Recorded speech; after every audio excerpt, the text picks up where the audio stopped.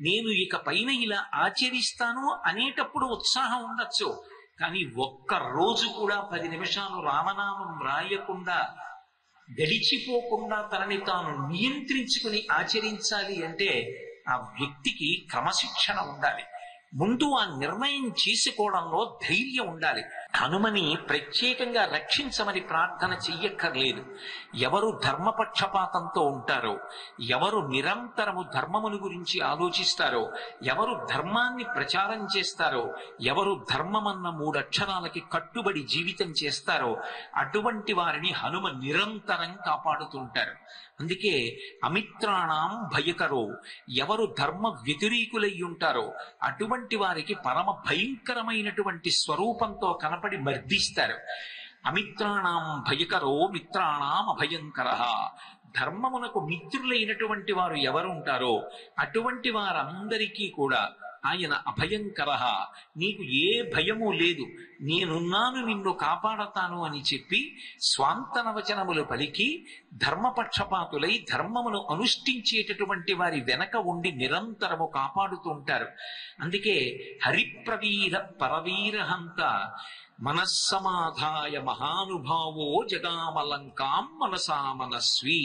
ఇది ఒక వ్యక్తికి ఉండవలసినటువంటి లక్షణం. నాయకత్వ లక్షణాలంటే ఎలా ఉంటాయి అంటే శ్రీరామాయణంలో ఈ ఒక్క శ్లోకం నుంచి నేర్చుకోవచ్చు. ఆయన జగామలంకాం మనసా మనస్వి. మిగిలిన వాళ్ళు కొన్ని కోట్ల మంది లంకాపట్టణానికి మేము వెళ్ళలేమని చతికిల పడిపోతే ఒక్క హనుమ మాత్రం శరీరంతో లంకకి వెళ్ళడం తరువాతి మాట, తాను మాత్రం మనసా మనస్వి, మనస్సుతో ఆ 100 యోజనముల సముద్రాన్ని దాటి లంకాపట్టణానికి చేరిపోయారు. ఇది ధైర్యమున్నటువంటి వాడు, మనసులో మంచి సంకల్పం చెయ్యగలిగినటువంటి వాడు, మనసులో ఊంచుకోగలిగినటువంటి లక్షణం ఉన్నవాడు మాత్రమే చెయ్యగలిగినటువంటి పని. మిగిలిన వారు నిరుత్సాహంతో ఉన్నారు. ఆయన తరువాత శరీరంతో లంక చేరుతారు, కానీ మనసుతో లంక చేరిపోయారు ఆయన. అంటే ఒక కార్యాన్ని సాధించే ముందు అసలు మనిషి బరువుగా దాన్ని అనుభవించకూడదు. రేపు నేను పూజ చేస్తాను అనుకున్నారనుకోండి, పూజ చెయ్యడానికి కావలసినటువంటి ఉత్సాహం ఇవాల్టి నుంచే పుంజుకోవాలి. రేపు నేను పూజ చెయ్యాలి, సుప్రభాత పఠనం చెయ్యాలి, ఎప్పుడు తెల్లవారుతుందో, ఎప్పుడు లేస్తానో, ఎప్పుడు సుప్రభాతం చదువుతానో, ఎప్పుడు పూజ చేస్తానో, ఎప్పుడు అభిషేకం చేసుకుంటానో అని మనసు ఉవ్విళ్ళూరాలి. చేసేది రేపు, కానీ ఇవ్వాలే మనస్సుతో ఆ కార్యక్రమాన్ని పరమ సంతోషంతో చెయ్యాలి.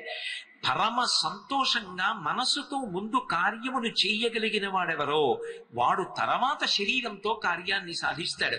అసలు మనసు జవసత్వాలు ఉడికిపోయి భయంతో నిండిపోయిందనుకోండి, వాడు నిజంగా శరీరంతో అక్కడికి వెళ్ళినా వాడు సాధించగలిగినటువంటి కార్యమేమీ ఉండదు. అందుకే జగామలంకాం మనసా మనస్వి. అందుకే అందరూ గొప్ప గొప్ప నిర్ణయాలు జీవితంలో చేసుకోరు. మంచి నిర్ణయం అనేటటువంటిది ఒకటి చేసుకుని ఆ నిర్ణయాన్ని ప్రణాళికాబద్ధంగా అమలు చెయ్యడానికి కావలసినటువంటి సాత్వికమైనటువంటి ధృతిని అలవరుచుకున్న వాడెవడో వాడు అపారమైనటువంటి కీర్తి గణించి తరువాత కొన్ని కోట్ల మందికి దార్శనికుడై నిలబడతాడు తప్ప కొన్ని కోట్ల మందిలో ఒకడిగా పుట్టి కోట్ల మందిలో ఒకడిగా తాను తిని పెళ్లి చేసుకుని భార్యా బిడ్డల్ని పొంది వాళ్ళకేదో కొంత ఐశ్వర్యం ఇచ్చి తర్వాత శరీర పరిత్యాగం చేసిన వాడు జీవితంలో ఏది సాధించగలడు? కనీసం నేను భగవన్ మార్గంలో ప్రయాణం చేస్తాను, నేను ప్రతిరోజు 1 గంట సేపు ఆరాధన చేస్తాను, ఒక్క 15 నిమిషాల సేపు ధ్యానం చేస్తాను, ఒక్క 10 నిమిషాలు మాత్రం ప్రతిరోజు భగవంతుడి యొక్క నామం చెప్పకుండా ఉండను, 10 నిమిషాలు నా జీవితంలో తప్పకుండా నేను భగవన్నామాన్ని చెప్తాను అని నిర్ణయం చేసుకోవాలి అంటే దానికి లోపల చాలా ధైర్యం ఉండాలి. ఏమో చెయ్యగలనో చెయ్యలేనో, ఎందుకు ఇలా నడిచిపోతుంటే సరిపోదా అనుకున్నవాడు ఎప్పుడు ఏదీ సాధించలేడు. నేను ఇది చేస్తాను, జీవితంలో ఇక నియమంగా పెట్టుకుని ప్రతిరోజు నేను ఇది చేస్తాను, 10 నిమిషాల సేపు ప్రతిరోజు నేను రామనామాన్ని వ్రాస్తాను, నేను ఎన్ని సంవత్సరాలు బ్రతుకుతానో అంతకాలం ప్రతిరోజు 10 నిమిషములు రామనామ లేఖనమునందు కాలము గడవాలి. దాని వలన కోట్ల నామమే అవని, వందల నామమే అవని, 10 నిమిషాలు మాత్రం రామనామానికి పనికి రావాలి అని ఒక ధైర్యంతో నిర్ణయం తీసుకోవాలి. అంటే నేను ఇక పైన ఇలా ఆచరిస్తాను అనేటప్పుడు ఉత్సాహం ఉండొచ్చు, కానీ ఒక్క రోజు కూడా 10 నిమిషాలు రామనామం రాయకుండా గడిచిపోకుండా తనని తాను నియంత్రించుకుని ఆచరించాలి అంటే ఆ వ్యక్తికి క్రమశిక్షణ ఉండాలి. ముందు ఆ నిర్ణయం చేసుకోవడంలో ధైర్యం ఉండాలి. అందరిలా పుట్టి అందరిలా పెరిగి అందరిలా నేను వెళ్ళిపోను, నాకు చరిత్రలో ఒక స్థానం ఉండాలి, నేను కీర్తివంతుణ్ణి కావాలి. అది ఒక గొప్ప ఆట ఆడి కానివ్వండి, సమాజ సేవ చేసి కానివ్వండి, భగవన్ మార్గంలో నడిచి కానివ్వండి, ధర్మాన్ని అనుష్ఠించి కానివ్వండి, కవిత్వం చేసి కానివ్వండి, పుస్తకాలు చదివి కానివ్వండి, ఏదో ఒక మంచి పని చేసి కానివ్వండి. ఇది ఎందుకు చేస్తున్నాను అంటే దీనికేం ప్రయోజనం లేదు, ఇది నా తృప్తి కొరకు చేస్తున్నాను. దీని వలన మళ్ళీ నాకు సన్మానాలు సత్కారాలు ఏమీ అక్కర్లేదు, ఇది నా ఆత్మతృప్తి. నా జీవితంలో ప్రతిరోజు 10 నిమిషములు ఈ కార్యమునకు నేను వెచ్చిస్తాను అన్న ధైర్యంతో కూడుకున్న నిర్ణయం చెయ్యాలి అంటే లోపల సాహసం ఉండాలి. నేను ఇది చేస్తానన్న నమ్మకం తన మీద తనకు ఉండాలి.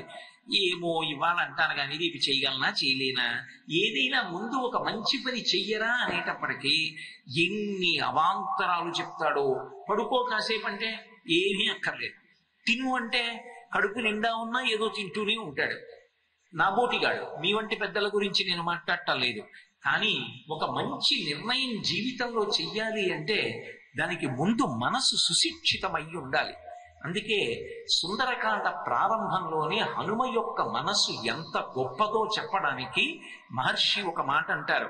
తతో రావణనీతాయా సీతాయా శత్రుకర్షణ ఈయేష పథమన్వేష్టం చారణా చరితే పథి అంటారు. ఈయేష సంకల్పం చేశాడు ఆయన, మిగిలిన వాళ్ళెవరూ చెయ్యలేదు, ఆయన ఒక్కడే సంకల్పం చేశాడు.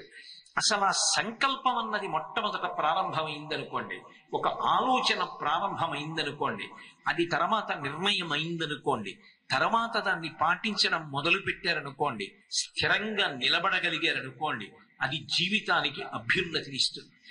ఏది పోని ఏది రాని ఇది మాత్రం నేను జీవితంలో అనుష్ఠిస్తాను. అది అధార్మికం కాకూడదు, ధార్మికమైన కార్యమై ఉండాలి. అందుకే రావణాసురుని చేత అపహరింపబడినటువంటి సీతమ్మ యొక్క జాడ కనిపెట్టడానికి దేవగాయకులైనటువంటి చారణలు ఏ మార్గంలో ప్రయాణం చేస్తారో అటువంటి మార్గంలో ప్రయాణం చేసి వెళ్ళి నేను సీతమ్మ యొక్క జాడ కనిపెడతానన్నారు. ఎవరు? హనుమ. ఆయన ఒక్కరే. అవతల కాంచన లంక, పరిపాలకుడు రావణాసురుడు, లంక కోట్ల మంది రాక్షసుల చేత రక్షింపబడుతోంది. వాళ్ళేం సామాన్యులు కారు. ఇంద్రుణ్ణి ఓడించినటువంటి ఇంద్రజిత్ దగ్గర నుంచి, కుంభకర్ణుడి దగ్గర నుంచి ఎందరో రాక్షసులు అక్కడ ఉన్నారు. అంత గొప్ప రాక్షసుల చేత నిరంతరము రక్షింపబడేటటువంటి లంకాపట్టణంలోకి ఒక్క వానరుడు ప్రవేశించి రాక్షసులకు కనపడకుండా లంకనంతటినీ శోధించి అవసరమైతే రావణాసురుడికి పాఠం చెప్పి అడ్డొచ్చిన రాక్షసుల్ని మర్దించి నేను సీతమ్మ జాడ కనిపెట్టడానికే వచ్చాను అని చెప్పి తిరిగి వస్తాను. ఈ మాట చెప్పాలి అంటే, ఇటువంటి సంకల్పం మనసులో చేసుకోవాలి అంటే అసలు మనసులో ముందు ఎంత ధైర్యం ఉండాలి. అది హనుమ యొక్క మనసు. అందుకే ఎవరు హనుమని ఉపాసన చేస్తారో వాళ్ళ మనసులో ఉన్నటువంటి పిరికితనం వదిలిపోయి అటువంటి వారి యందు కూడా అటువంటి ధైర్యం వస్తుంది. అందుకే ఇవాల్టి సమాజమునకు అత్యంత అవసరమైనది ఏది అంటే హనుమ యొక్క ఉపాసన. బుద్ధిర్ యశో బలం ధైర్యం నిర్భయత్వ మరోగత అజాడ్యం వక్పుటత్వంచ హనుమ స్మరణాత్ భవేత్ అంటారు. అజాడ్యం అందులో ఆ శ్లోకంలో కొన్ని విశేషాలు వింటుంటే ఆశ్చర్యకరంగా ఉంటాయి. బుద్ధిర్ యశో బలం ధైర్యం నిర్భయత్వం అంటారు. ధైర్యం అంటే భయం లేకుండా ఉండడం. మరి భయం లేకుండా ఉండడం, ధైర్యం, రెండు మాటలు ఏమిటి? ధైర్యం ఉంటే భయం లేదని గుర్తు, భయము లేదు ధైర్యము ఉన్నది. ఏమిటి ఆ శ్లోకానికి అర్థం? హనుమ రెండూ ఇస్తారు అంటే ఏమిటి దానికి అన్వయం? అంటే ధైర్యం అన్న మాటకు అర్థం భయము లేకుండా ఉండుట అని కాదు. ధైర్యము అంటే మనసులో ఒక మంచి సంకల్పాన్ని చేసుకొనగలుగుట. చేసుకున్న సంకల్పానికి ఏది అడ్డొస్తుందో అది ఎంత ఆకర్షణీయంగా ఉన్నా దానిని విడిచిపెట్టుట. ఎంత కష్టమైనా సరే తన సంకల్పాన్ని సాధించుకోవడానికి ప్రయత్నం చేసి ఆ మార్గములో ప్రయాణము చేయుట. ఈ రెండు ఉంటే ధైర్యశాలి అంటారు. కాబట్టి హనుమని ఉపాసన చేసినటువంటి వాడికి అటువంటి ధైర్యం కలుగుతుంది. బుద్ధిర్బలం యశో ధైర్యం నిర్భయత్వం. నిర్భయత్వం కలుగుతుంది. నిర్భయత్వం అంటే భయం లేకుండా ఉండడం. భయం లేకుండా ఉండడం అంటే ఏదైనా ఒక కార్యక్రమాన్ని సాధించేటప్పుడు అవతల వారిని చూసి భీతి చెందడం. ఆ భీతి చెందకుండా ఉండడం అనేటటువంటి లక్షణం దేని వల్ల కలుగుతుంది అంటే అదిగో కేవలంగా మహానుభావుడైనటువంటి హనుమ యొక్క ఉపాసన చేసినటువంటి వాళ్ళకి కలుగుతుంది. అంతేకాదు అజాడ్యం. ఈ శరీరానికి ఒక విచిత్రమైనటువంటి పేరుంది వేదాంతంలో. దీన్ని చిజ్జడ గ్రంథి అంటారు. ఇందులో చైతన్యం ఉంటుంది.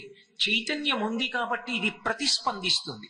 నేను మీతో ఒక మాట మాట్లాడుతున్నాను అనుకోండి, ఓ ఆయన చెప్పిన దాంట్లో ఈ మాట నచ్చింది కాబట్టి దీన్ని రేపటి నుంచి నేను అమలులో పెడతాను అనుకున్నారనుకోండి, మీరు ప్రతిస్పందిస్తున్నారు అని గుర్తు.